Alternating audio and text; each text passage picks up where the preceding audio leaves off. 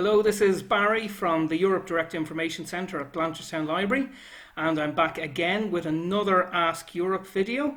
And this time we are joined by a good friend of mine from France, Corinne. Bonjour, Corinne.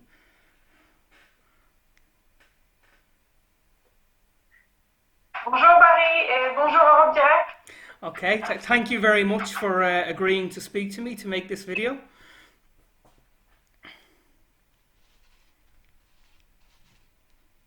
You're welcome. Yeah, no problem. That's fine. Okay, we'll get started with the first question, will we? Yeah, okay. Okay, here we go. So, can you tell us exactly where you're from and tell us a little about it? And I know you've travelled quite a bit, so maybe tell us a little bit about that. Okay, I'm trying to make it as short as I can. So I'm from France originally. I mean, I'm a French citizen. My dad is from Normandy and my mom is from Brittany. I was born in Dakar in Senegal. Okay. And I lived in the French Polynesian Islands, but I mainly lived other than that in France. Sometime in the suburb of Paris, and most of the time in Brittany. Okay. Up to 2007, actually. Okay, so you lived, so like I said, you were born in Dakar in Senegal, then lived in Tahiti, in French Polynesia, and then back to France. So you've and now you're in Ireland, obviously. So you've travelled around quite a bit. Yeah, that's right. So, but I'm in Ireland now more than a third of my life, over 13 years. Okay, wow. So. Wow, so this is, yeah, impressive. Okay, so obviously I work at Blanchardstown Library, so I have to ask you a question about books. So can you tell me what your favourite book from France is and why you like it, and maybe a little bit what it's about? Oh, yeah. So it's a tough question. It's very hard. I don't have a particular book that stands right, but there's one that I went to the Alliance Française in the city centre of Dublin, and they were having somebody that came to introduce their book, and the author is called Suzy Mortgoster. Okay. She is bio nationality. She's French and American. She's married to a Frenchman, and the book is called, I don't know if you can see it. Yeah, can you show it to us there? Lettres d'amour de 0 à 10. Okay. De 0 à 10. So love letters from 0 to 10. Love letters from 0 to 10, yeah. But it's actually it's about this boy. It's very simply, it's written very in simple words, but it's very moving and it's very touching. It's about this little boy he has a sad start in life. His mom passed away when she gave birth to him, and his dad walked away. And then it's all about his life from then onward. And I won't say much, but it's really well written, and it's a beautiful book, actually, very easy to read. Fantastic, that's great. Thanks for that. Okay, we'll move on to the next question. So, could you tell me about a person from France who, either from the past or the present, who you admire? I'm gonna play it very simple. I'm gonna say I'm family member. I'm gonna say my dad. Okay. That's okay. Yes, of course. No, it's just I guess it's just when I look back and when I see our life now, I think it's just like his job was quite intense, and when I can see now, he was always able to switch off, and he was always a good role model, and he was very adventurous and fearless and determined. And I guess I got some of that as well, and maybe that's why I moved to a different country. So yeah. Yeah, and I've met your dad, and I can confirm that he's a lovely man. So you're absolutely right to choose him as the person you admire. Okay, so we'll move on. Right. Oh, obviously one of my favourite topics. So, what is your favourite food from France? All right. So, okay, it's not an easy one to answer because you went to France. Yeah. French people are slightly obsessed with their food. Mm-hmm. Every region or area of France have their own kind of unique dishes or specialty. So I would say I picked one from Brittany, where I stayed the longest. And every time I go to Brittany, I go to a creperie. Yes. So it's like a restaurant where they only make crepes, savory or sweet crepes. My favorite dish is a sarrasin crepe. Okay, yeah, I know. So yeah. it's sort of a black wing, and I like with seafood. So every time I go to France, in Brittany, I always go to a creperie and I always taste one of them. Fantastic, and I've eaten crepes in Brittany, and it's like nowhere else. They're absolutely fantastic. Okay, yeah. So, and do you ever have cider with your crepes as well? I do, yeah. Yeah. I do, yeah. Yeah, Brittany's very famous for its cider. Okay, so for the next question, so apart from your own country, from France, what is your favourite other European country and why? So I listed how many countries I went to in Europe actually, and I went to 18 countries in Europe. Wow. So wow, it's quite a lot to pick that's a lot.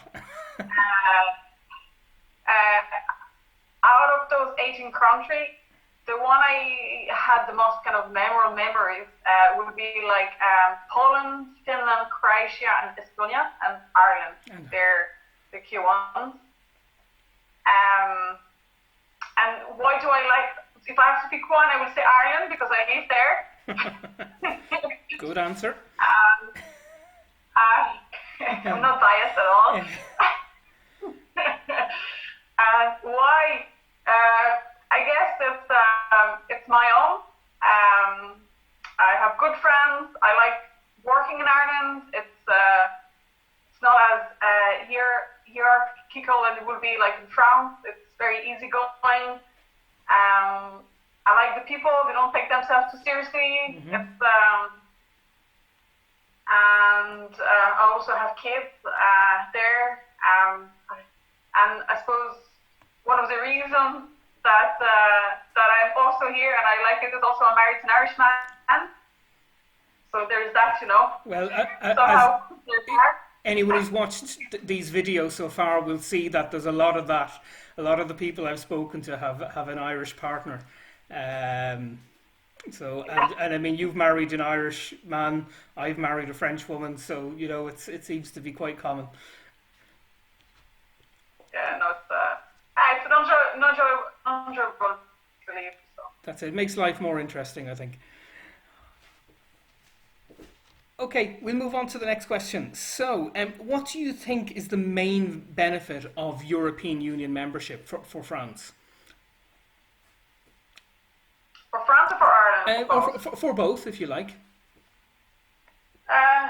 Well, I guess there's multiple reasons, I guess. I can list a few of them. I think, anyway, first one is peace, and it's easy to move, and it's quite safe. As I said, I travel in a lot of countries, so. And I think for France, for Ireland, for any country live there, there's no conflict really, and it's easy to travel from one place to the other. It's quite safe. The other one is it's free movement. So I mean, it's how easy was it for me to come and work in Ireland? I would have not been able to do that if it wasn't for Europe. So Ireland is beneficial from that. They get experiences from other countries. That people that have specific set of skills will come over and support, like multinational, for instance, my job I'm doing. The euro currency, obviously, it's make it easier for travel for Ireland, or for France, for the tourist industry, but for the industries in general. The other one is related to free movement. Is I joined the European Erasmus program, which is an exchange student. Yep. If it wasn't for that, I clearly we wouldn't have the conversation at the moment because I wouldn't be fluent in English. And I probably would have never traveled to Ireland and have a work in an American company and work on a daily basis in English. So it's, there's a lot of opportunity for people living in each of those European countries to grow, to develop, and also for the country itself to get that experiences and those people from all different countries. So and also some small improvement as well recently was men can have 2 weeks parental leave as well. It's back to Europe. Yeah. And also you have the retirement as well that I didn't know, but when I first came to Ireland, I looked into it. And let's say if I was to go back to France in, tomorrow or 10 years, all those years I worked for Ireland actually would contribute to my retirement. So there's a European retirement. So there's a lot of advantages for people as individuals, but also for the country. Yeah, and I think I'm delighted you mentioned Erasmus, because that's a program we're constantly promoting at Europe Direct and the new Erasmus Plus program, and you're a great example of that. And you met your husband through Erasmus, is that right? Yeah, as well, yeah. So met him in Finland, yeah. So yeah, that's that. There you go, and that's quite a common thing, I think, in the Erasmus program. So and I think as well you're a brilliant advertisement for free movement. You've been to 18 different countries around Europe, so it's a great example of what's now possible now that we're in the European Union. So for the next question, we're going to stick with the EU, and I want to ask you, what is an issue that you think the European Union should be focusing on in the next 10 years or so? I think it's continue to do what you're doing, make it more, make it like a stronger European zone. I don't have any particular kind of ideas, but continue to reinforce Europe. And one of the issues that I can see growing, and maybe it's just my opinion, and maybe my other people might not agree to it, but I think it's the increase of racism that we can hear in the media, and maybe some of the politicians using the people's fear by talking about immigration within Europe. And I think it's an important topic and now always being there, but it definitely seems to be impacted some of the decisions within each of those countries, and I think it's something that needs to be looked at. Absolutely, yeah, definitely.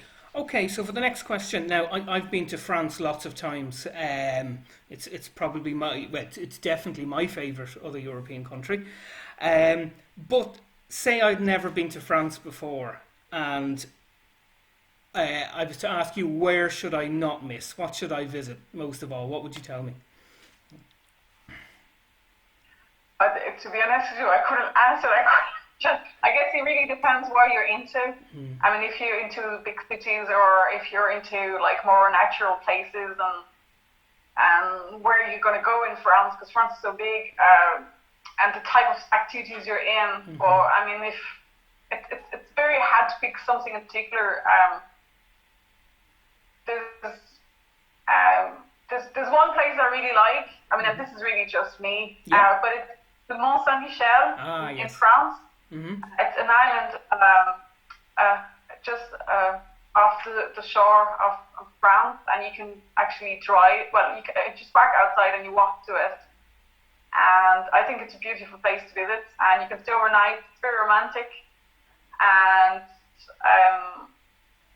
I guess that's kind of one suggestion. But I mean, there's so many things to do. It really depends what you. And it's a place I've never been to, so I hopefully get there soon. And you're right, France has. I mean, it has beautiful cities. Towns, stunning little villages. It has rivers, lakes, mountains, the Alps, the Pyrenees.